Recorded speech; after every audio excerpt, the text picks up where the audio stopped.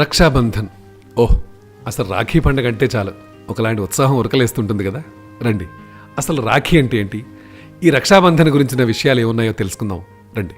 August నెల వచ్చిందంటే చాలు ప్రపంచవ్యాప్తంగా ఉన్న భారతీయులంతా రాఖీ ఏ రోజు వచ్చిందా అని క్యాలెండర్ తిరిగేస్తారు. రక్త సంబంధం ఉన్నా లేకున్నా అక్కా తమ్ముళ్లుగా బంధాలని పంచి పెంచే పండుగే రాఖీ. కులమతాలకు అతీతంగా చేసుకునే వేడుక ఇది. నువ్వే నాకు రక్ష, ఎల్లలు ఎరగని నీ వాత్సల్యం, అనురాగం, ఆప్యాయతలో నేను కలకాలం చల్లగా ఉండాలి అని ఆకాంక్షిస్తూ ప్రతి సోదరి తన సోదరుని రక్త సంబంధాన్ని రక్షాబంధనంతో ముడివేస్తూ కోరుకుంటుంది.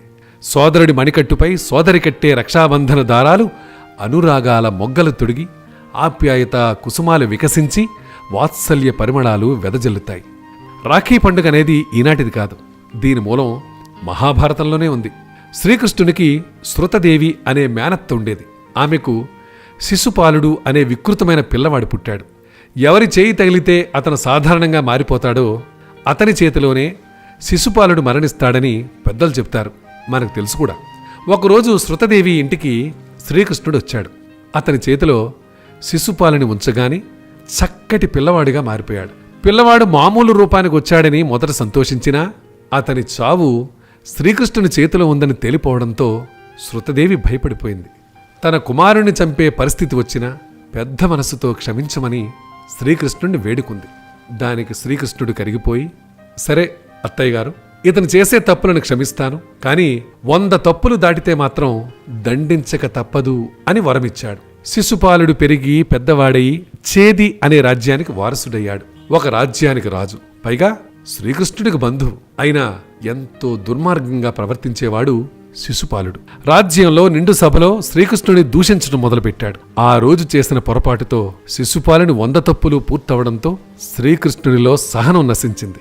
అంతే, తన సుదర్శన చక్రాన్ని ఒక్కసారిగా శిశుపాలుని మీదకు ప్రయోగించాడు శ్రీకృష్ణుడు. అలా బుద్ధిగా ఉంటే బ్రతికిపోతావని చెప్పినా వినకుండా శిశుపాలుడు తన ప్రాణాల మీదకు తెచ్చుకున్నాడు. కృష్ణుడు ఎంతో ఆవేశంతో సుదర్శన చక్రాన్ని ప్రయోగించాడు కదా.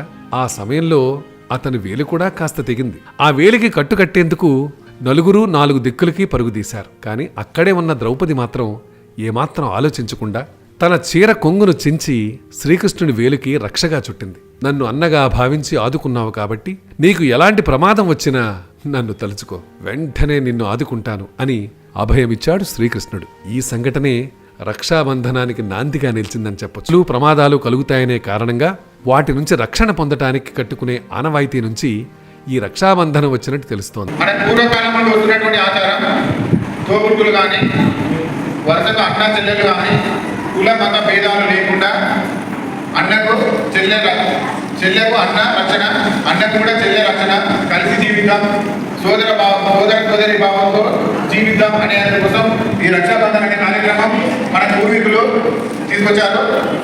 ఇది మహాభారతంలో నుండి వచ్చినటువంటి సాంప్రదాయం. దీన్ని మనము కొనసాగిస్తున్నాం. అనే కార్యక్రమాన్ని మన పాఠశాలలో చాలా పవిత్రంగా, నిబద్ధతతోటి, సాంప్రదాయబద్ధంగా, ప్రేమ వాత్సల్యంతో, మంచి మనసుతోటి, సోదరి భావంతో ఉత్సవాన్ని మనం జరుపుకుంటున్నాం. అన్నావంటే ఎదురవన, అన్నిపై ఉన్నావంటే నిదరవన, కలలే కన్నావంటే నిజమై ముందుకి రాన, కలతై ఉన్నావంటే కథనవన.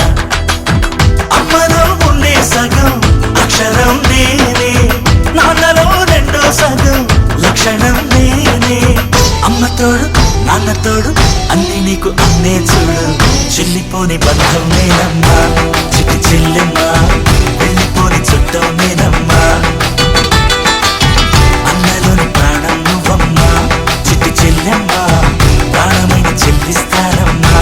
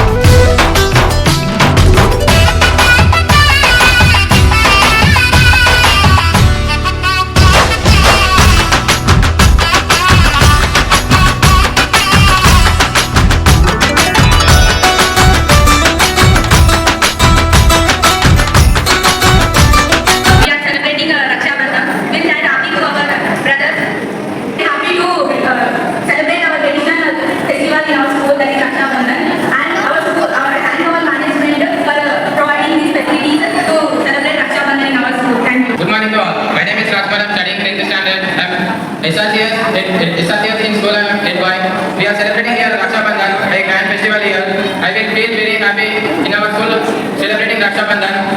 All sisters happy Rakhi. Thank you. Raksha Bandhan in our school. Happy to all. We are celebrating the Raksha Bandhan in our school. The Raksha Bandhan is celebrated on Paurnami. Raksha Bandhan is celebrated between brother and sister.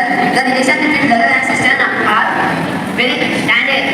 Thank you. నా అన్నావంటే ఎదురవన అన్నిపై ఉన్నావంటే నిదరవన కలలే కన్నావంటే నిజమై ముందుకి రానా కలతై ఉన్నావంటే కథనవన అమ్మలో ఉండే సగం అక్షరం నేనే నాన్నలో రెండో సగం లక్షణం నేనే అమ్మ తోడు నాన్న తోడు అన్ని నీకు అన్నే చూడు చెల్లిపోని బంధం నేనమ్మా చిటి చెల్లెమ్మా వెళ్ళిపోని చుట్టం నేనమ్మా